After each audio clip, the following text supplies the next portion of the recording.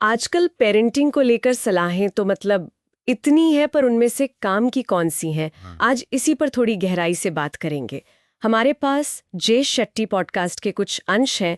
इसमें doctor Alyssa Pressman, doctor Daniel एमन, Kim Kardashian और जेसिका अल्बा जैसे लोगों की बातें हैं।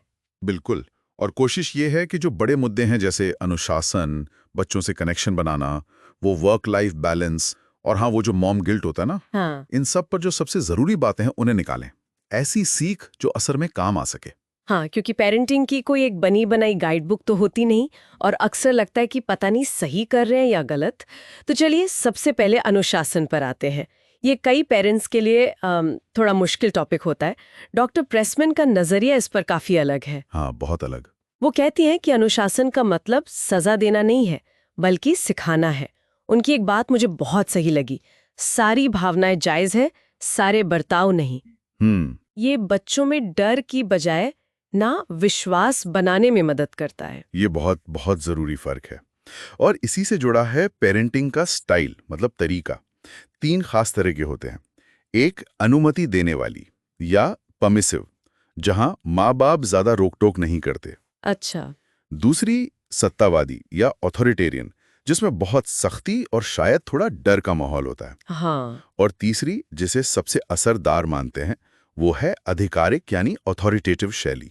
अच्छा, तो ये आधिकारिक वाली में क्या खास है? मतलब ये बाकियों से बेहतर कैसे है? इसमें आप बच्चे की फीलिंग्स को समझते हैं, उन्हें वैल्यू देते हैं, लेकिन जो लिमिट्स आपने सेट की हैं उन पे टिके भी रहते हैं।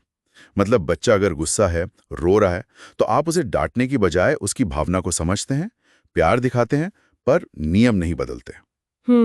मुश्किल भावनाओं के वक्त बच्चे को अकेला छोड़ने की बजाय उसके साथ रहना जरूरी है। ये बात मुझे काफी दिलचस्प लगी जो डॉक्टर प्रेस्टमैन कहती हैं, छोटे बच्चों के साथ कुत्ते की तरह रहो, मतलब पूरे जोश और मौजूदगी के साथ। लेकिन किशोरों के साथ, मतलब करीब 11 से 25 साल वालों के साथ, बिल्ली की तरह रहो। आसपास रहो, जरूरत पर हाजिर हो, पर हर वक्त पीछे मत पड़ो। बिल्कुल सही उपमा है। और हाँ, एक और बात, जब बच्चा कुछ मुश्किल बात शेयर करे तो पहली प्रतिक्रिया होनी चाहिए, शुक्रिया कि तुमने मुझे बताया।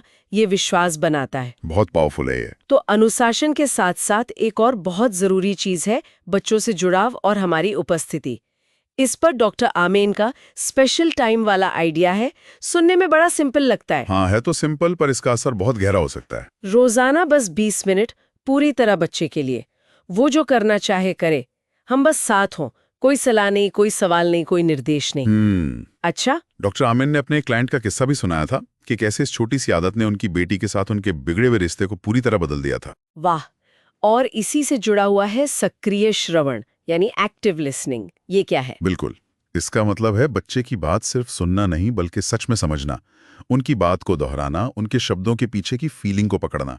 जैसे वो नीले बाल वाला उदाहरण था ना, बच्चा कहे मुझे बाल नीले कराने हैं, तो तुरंत नहीं कहने के बजाय पूछना, अच्छा तुम्हें नीले बाल पसंद आ रहे, क्या खास लगा उनमें? इससे बातचीत खुली रहती है। एग्जैक्टली। और साथ ही नियम साफ हों और उनका पालन लगातार हो। बार बार एक ही बात टोकनी पड़े तो पेरेंट और बच्चे दोनों के लिए फ्रस्ट्रेटिंग हो जाता है। डॉक्टर एमिन का चॉइस और कॉन्सिक्वेंस यानी विकल्प और परिणाम का तरीका भी यही कहता है, बच्चे को चुनाव दो पर नतीजे भी स्पष्ट हों। अब आते हैं उस मुश्किल मसले पर जिससे शायद बहुत से पेरेंट्स, खासकर माएं, जूझती हैं।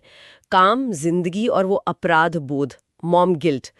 किम कार्दाशियन इस पर खुलकर बात करती हैं। हाँ, किम का कहना है कि बच्चों को महंगी चीजों से ज्यादा हमारा टाइम और हमारी प्रेजेंस चाहिए।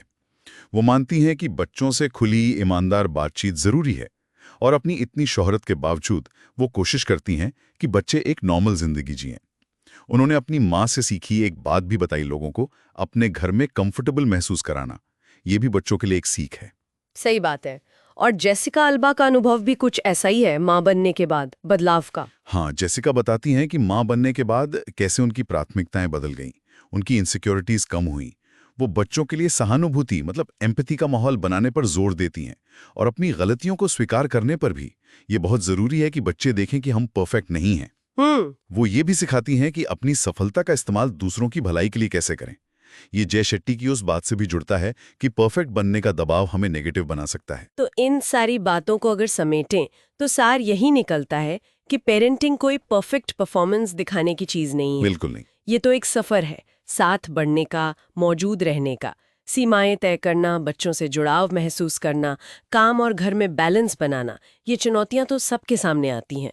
पर अच्छी बात यह है, जैसा एक्सपर्ट्स कहते हैं, कि जुड़ाव यानी अटैचमेंट कोई फिक्स चीज नहीं है, ये डायनामिक है, इसे किसी भी उम्र में बेहतर किया जा सकता है। अच्छा, ये बहुत उम्मीद देने वाली बात है। हाँ, और जैसा जय शेट्टी ने भी कहा, कई बार हम अपने माँ बाप जैसे न बनने की कोशिश में अनजाने में वही गलतियां दोहरा देते हैं।